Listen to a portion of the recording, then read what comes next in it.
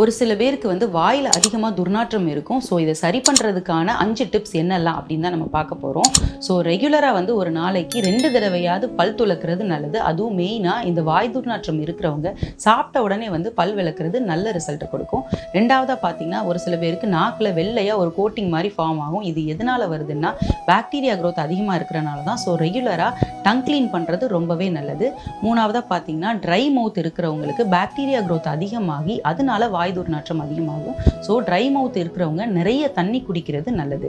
நாலாவதாக பார்த்தீங்கன்னா தேங்காய் எண்ணெய் வச்சு ரெகுலராக ஆயில் புல்லிங் பண்ணிட்டு வரையில இந்த வாய் துர்நாற்றம் படிப்படியாக குறையும். ஃபைனலாக பார்த்தீங்கன்னா 3 கிராம்பு அப்படி இல்லாட்டி 1 ஸ்பூன் சோம்பை நல்லா மென்று அந்த சாறை எடுத்து முழுங்கிட்டு அதுக்கப்புறம் வந்து அதை துப்பிட்டு வரணும். ஸோ இப்படி பண்ணிட்டு வரையிலையும் படிப்படியாக வாய் துர்நாற்றம் கண்டிப்பாக குறையும்.